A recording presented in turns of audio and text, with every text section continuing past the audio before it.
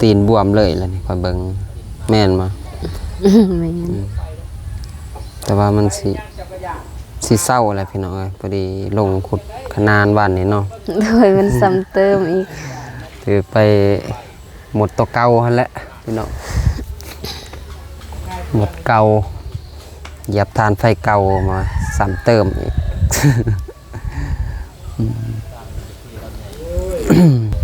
จักโตนี่2 ล้าน 4มีฮะกะอีสันตัวนี้บ่โดยรวมทั้งหมด12อ๋อไม้สิญัวกับไม้ค้างเนาะโดยไว้เลยอายเป็นอีสันไข่เอ้ยไข่ล่ะขึ้นไข่ขึ้นเมื่อวานมาตากฝนตกเศร้านี่แหละพี่น้องว่าสิบ่ได้มา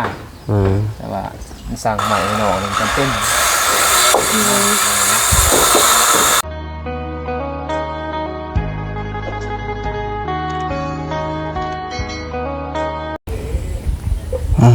เปิดภาพมาพี่น้องโอเคพี่น้องมื้อนี้ก็แวะมาที่เพื่อนน้องพินอีกเนาะพี่น้องเนาะเพราะว่าบ่าวมิกเองก็บ่ทันได้อัปเดตที่ว่าน้องพินได้ใหม่เครื่องเฮือนแล้วพี่น้องเอ้ยนี่แต่ว่ามาเรียบร้อยแต่ว่าบ่าวมิกก็บ่ได้อัปเดตแต่ว่ามีแต่ทางทีมงานแต่ว่าอ้ายบ่าวอนงเพิ่นเป็นผู้อัปเดตแล้วก็บ่าวเจ็บเพิ่นเนาะพี่น้องเนาะนี่พี่น้องหันหน้าหันตามาทางนี้ก็กราบทักทายสบายดีพ่อแม่พี่น้องเมื่อสักครู่สักคนได้บ่ว่าสิอยู่ภายในหรืออยู่ต่างประเทศเนาะก็ยินดีต้อนรับเข้าสู่2 บ่าวมิกแชนแนลพี่น้องเอ้ยโอเคพี่น้องมื้อนี้ก็สิมายินดีน้ำนอกนี่แหละที่จะได้สร้างบ้านใหม่แล้วพี่น้องเอ้ยแต่ว่าทางน้องพินเพิ่นก็เริ่มได้เครื่องเพื่อนมาแล้วพี่น้องเอ้ยที่ทางผู้ใหญ่ทางอ้ายบ่าวอนงทางบ่าวเจ็บนี่แหละที่เห็นทีมงานเพิ่นได้มามอบให้เนาะแต่ว่าได้สั่งไม้เป็นเสาไม้คือไม้ค้างแป้นไม้เส้นพี่น้องเอ้ยก็ได้เข้ามาฮอดแล้วตอนนี้เนาะไปเดี๋ยวเราจะไปหาทางน้องพินเลยพี่น้องเพิ่นมาละผู้โชคดีย่างมานะแต่ว่าย่างมื้อนี้คือแปลกๆอีกพี่น้องเอ้ยสบายดีเด้อน้องพินจะได้ฮะก็จะได้ย่างมื้อนี้บ่ใครแน่ล่ะบ่หรือว่าซ้ำเติมอีกตีนนี่ฮะบอกดีๆเอาใหม่นะใส่ใหม่ก่อนเบิ่งนี่ท่าอยู่บ่ที่เว้าท่านี่ก็ท่าใหม่บ่คือยังซึมๆอยู่โดยอ๋อพี่น้องเอ้ยเฮ็ดเวียกมื้อเดียวนะ แต่ว่าหมดมันลายทาง FC ก็แนะนำมาเนาะให้เอาปูนขาวมีบ่ปูนขาวบ่มีแต่ว่าไปวานในโซนครัวแต่ว่าบะมิกก็คือว่าแหละงบประมาณบ่มีพี่น้องเอ้ย สิซื้อให้น้องก็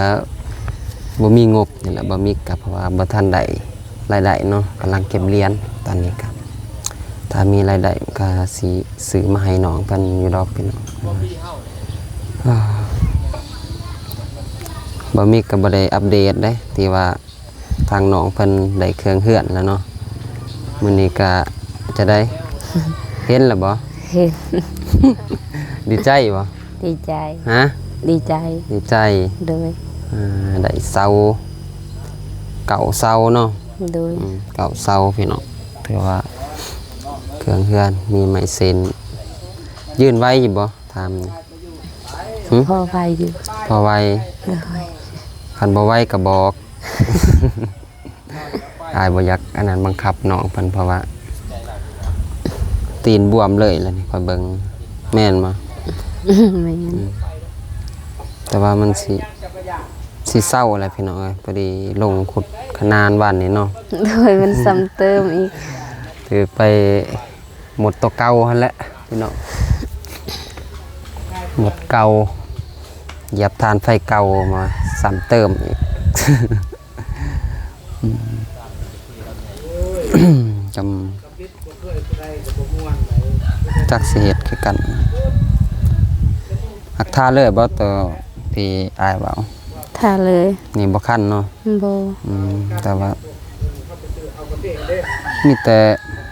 บ่ให้อันนั้นแหละแต่ว่าถ้าเพื่อนน้องเพิ่นนี่พี่น้องเอ้ยจักมาแต่ใส่เนาะ โดย มันแม่นน้องเอิ้นมาบ่มันจังมาหานี่ บ่แม่น ฮะ บ่แม่น คือว่ามีแต่หมดแถวข้างเฮือนเพิ่นพี่น้องลายมีแต่หมดแดงไผ่ เอายามฝนก็เย็นเด้ ฮะ แนวยามฝนเด้ ช่วงแรกบ่มีบ่ บ่ แต่ว่าช่วงฝนนี่มีแต่ควายหมดอันนี้พี่น้องเอ้ยคือทาง FC ก็แนะนำอยู่ว่าซื้อยาหรือว่าอีสังว่านำยาล้างจานเนี่ยนะสไลด์ผู้บอก โอ้ นำสไลด์เวลาเราล้างตัวล้างจานไปหดใส่หูมัน โอ้ ไปหดใส่หูแล้วก็ให้มันหนี้คือว่าแหละพี่น้องเอ้ย นี่ก็บ่จักสิหนี่แหล้วมันกว้างอยู่ทานานก็ยามวันนี้ เอาเฉพาะแต่อยู่ขนาดบนเฮาสิอันนั้นหั่นนะเวลาน้องล้างจานเนาะ โดย ล้างจานแล้วก็ตัวน้ำล้างจานเอาไปหดใส่เพราะว่ามันสิพอใครจักก็บ่ฮู้ ตัวทาง FC เนาะมัน โดย คอมเมนต์เบามิกมาพี่น้องก็ทั้งปูนข้าวแน่ทั้งหญ้าล้างจานแน่นี่แหละเพิ่นว่าแต่ว่าน้ำล้างจานล้างถ้วยล้างจานนี่แหละ โดย เวลาเราล้างถ้วยล้างจานไปหดใส่หูมัน เพราะว่ามัน เพราะว่ามันสิขาประเภทแมาแรงใหม่แน่นะขาเสื้อ โดย แก้ไขไปก่อนถ้าบะมิกถึกเรียกไปจักแล้ว กินแล้วข้าวหน้า กินแล้ว ได้ย่างกิน กินอาหารตะพวกสร้างกินเรือเลย โอ้กินก้อยไก่บ่ โดย แซ่บบ่ กะ นะ แซ่บ แซ่บ เลย มื้อนี้บ่แม่นมีแต่ไม้อันนี้บ่เข้ามาส่ง โดย อ๋อ ไม่ข้างไม่คือ ไม่ข้างไม่คือ เลย แล้วงบได้ที่ว่าทางทีมงานหรือว่าไอ้บ่าวน้องคนนี้ว่าจังได๋ได้แจ้งน้องอยู่บ่ แดง ตอนใด อันนี้บ่ อืม 2 ล้าน4 2ล้าน4 เลย จักโตนี่2ล้าน4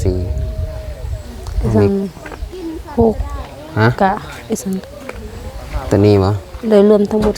12 อ๋อไม้สิญัวกับไม้ค้างเนาะ โดย จะได้แบบได้ความฝันนี่ ยังว่าทันฮู้ ฮะ ยังว่าทันฮู้ หรือว่าแบบเดียวกับเพื่อนน้องจันทนาเลยบ่ เบิ่งก่อนบ่ยังว่าทันฮู้ เบิ่งก่อนบ่ เลย เห็นแล้วบ่เพื่อนเขตบ้านอาหังแล้วว่าเขตทองวายเห็นแล้วบ่เพื่อนไปเข้าเบิ่งบ่ฮะ บ่ บ่เคยเห็น บ่ แบบส่งโมเดิร์นพี่น้องเอ้ยส่งโมเดิร์นหรือว่า ซิมีอยู่ดอก เลย ตาแล้วแต่น้องมัก มักหมดใดเนาะ เลยแต่มันเดี๋ยวนี้น้องยังบ่ทันฮู้ ทันหู โดยเบิ่งไปก่อน แต่ก็เขาสิมีลูกตีนอีสร้างเนนี่แหละพี่น้อง เลย ถ้าเป็นทรงโมเดิร์นก็สิมีลูกตีนคืออันน้องกระเดยน้องอันนั้นน้องเดิม เลย งาม สบายดีเด้อ ไว้เลยอ้าย เป็นไอ้สร้าง ไข่เอ้ย ไข่ ไข่ ล่ะ ขึ้น ไข่ขึ้น เมื่อวานมาตากฝน ฝนตก เศร้านี่แหละพี่น้องว่าสิบ่ได้มา แต่ว่ามันสั่งใหม่ให้น้องมันจำเป็น เขากับมาบ้านเดียวก็เอามาเลยครับบ้านเดียวนะใหม่ บ้านเดียว บ้านเดียวเนาะ มีแต่หน้าเสือเนาะมันเบาหนุ่มมีด้าน150,000พ่อเก่งเขา เลย พ่อ40,000 โดย แต่อาจจะตื่มดอกที่โทรบอกหน่อยเด้อ โดย มึงทำมาก่อนเดี๋ยวเรามาเซาได้บ่มื้ออื่น เศร้าบ่ ตีนเซา โอ้ โทรทำตีนเซาก่อนเลย สั่งบอลเดี่ยวนั่นติ ใส่ บอลกาแฟบ่ บ่ นี่ไส นั่นพอน้อยเราท่านเลยก็จะให้เราให้กันบ่ท่านก็เป็ อ๋ น อ หยัง เนาะเดเก่าเศร้าเนาะเก่าตีน คือล้าน80,000 ล้าน 8 แสน ล้าน180,000 โอ้ล้าน180,000 อ๋อสบายดีพ่อ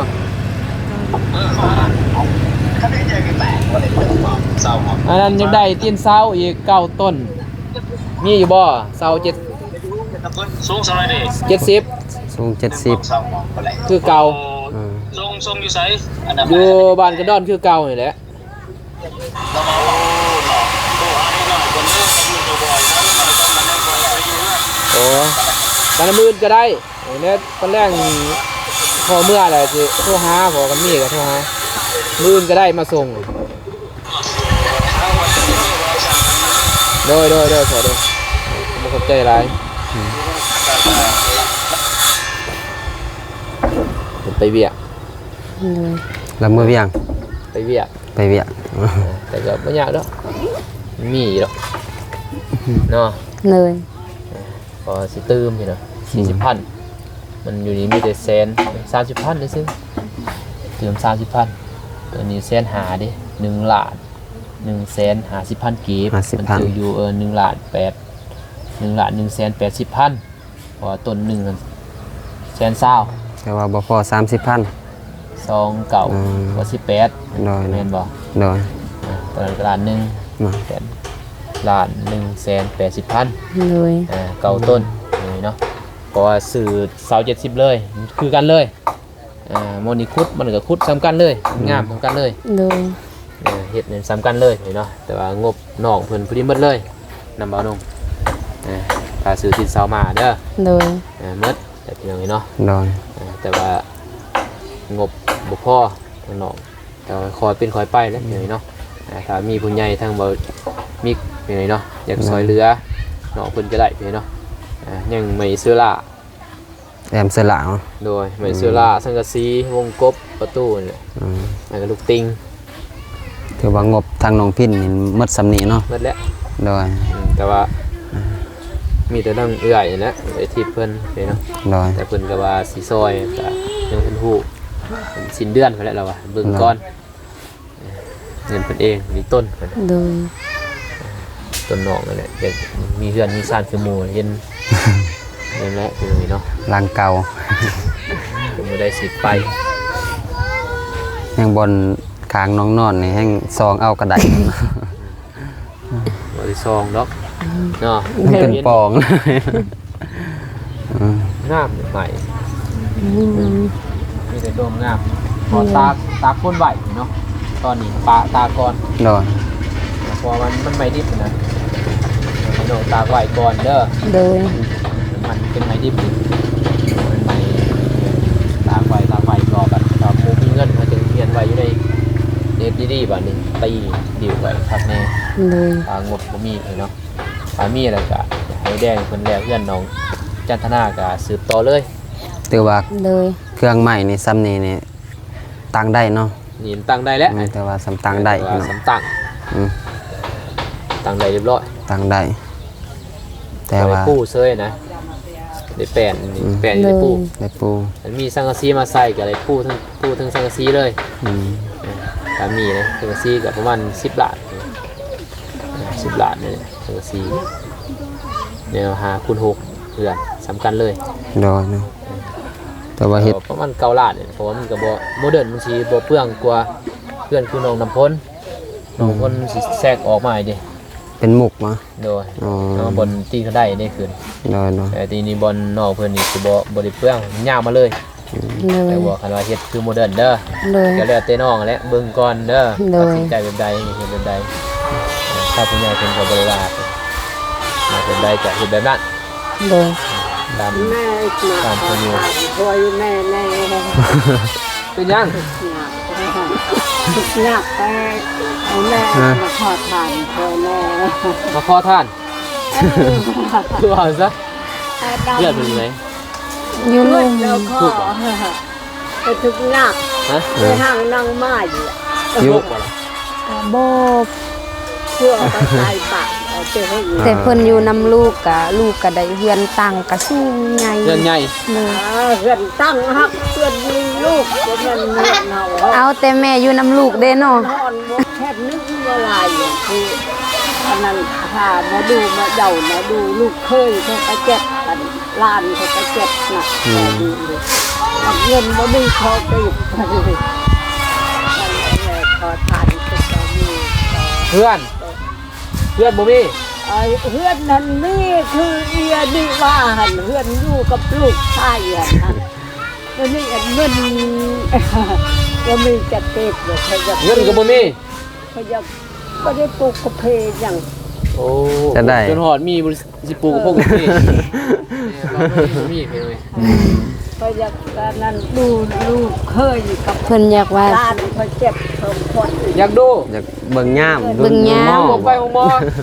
เขาไปแล้วอ่ะเงินก็บ่มีจะเก็บบ่เป็นสิไปอยู่เด้อพอดลานก็บ่ได้เอาไปครอบไปแต่แม่เพิ่นไปขอติดนี่ติดเช็ดนำเขาครับบ่ได้ ทั้งลูกก็บ่มีนะลูกกัน ก็มีขอเลยแทนขอทาน บ่ลูกก็บ่มีเลยเป็นเว้ย เฮ็ดว่ามีแต่บ่หลายว่าที่แทนนี่แหละ ดับแฟนโอ้ แทนนึงแทนนึงแทนนึงในขอทาน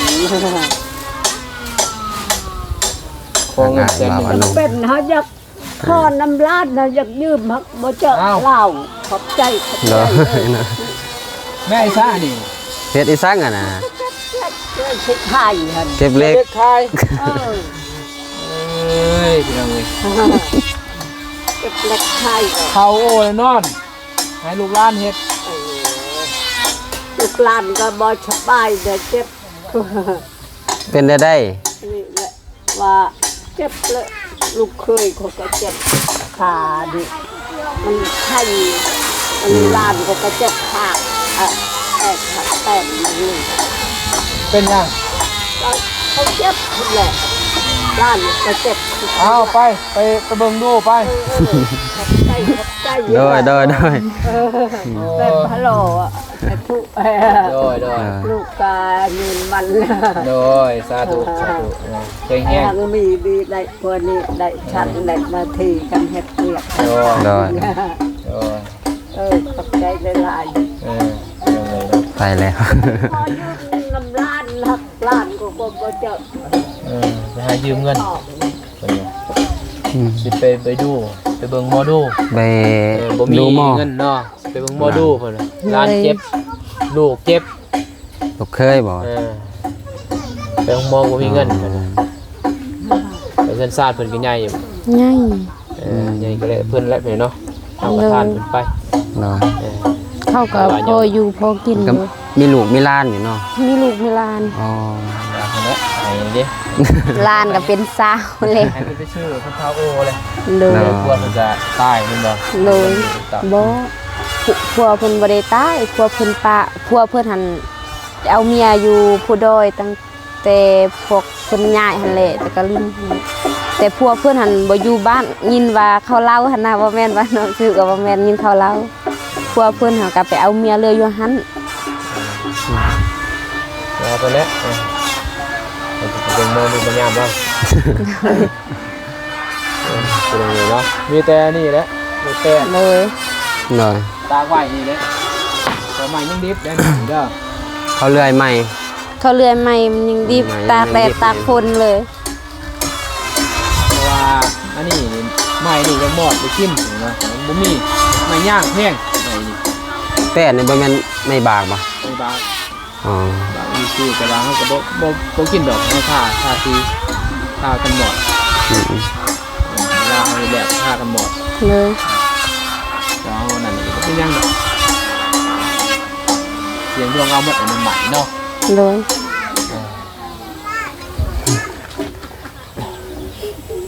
ยังไงเนาะ บ่าวอนงเพิ่นก็ สิกลับแล้ว สิกลับพี่น้องเอ้ยแต่ว่าบ่สบาย ข่มื้ออื่นกันบ่เห็นก็ถือว่านอกเด้อ เลยขอให้อายเศร้าไว้เด้อ น้อย ถ้าบ่เห็นก็นอกมื้ออื่นไปเนาะแต่ว่าน้องเจ็บยังไปนะไปเฮ็ดเฮือนน้องสลีนี่จนไอจนไข้เลยแต่ยังไป เลย เพราะอายต้องเฮ็ดมันผู้ใหญ่เพิ่นพาเฮาเลยเด้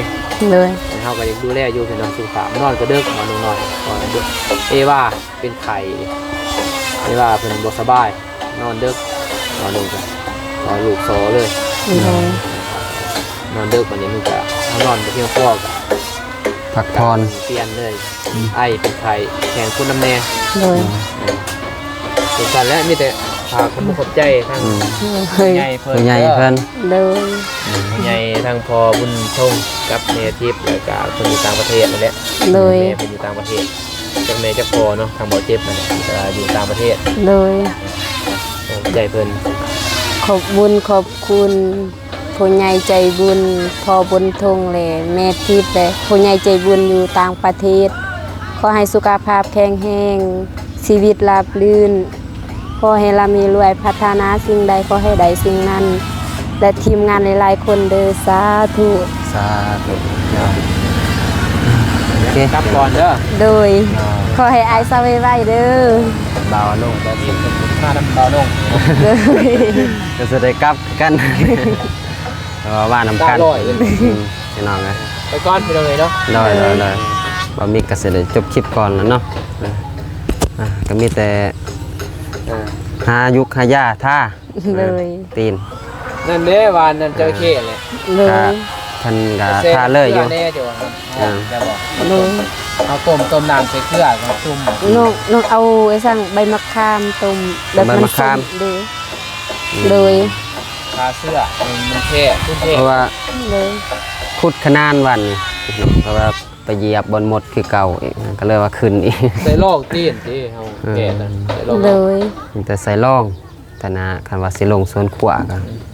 ไป โอเคพี่น้อง ก่อนไปเลย เดี๋ยวบ่มีก็สิได้กลับก่อนนะเด้อ เลย เดี๋ยวโอเคพี่น้องคลิปนี้ก็บ่ได้มีสั่งแล้วว่า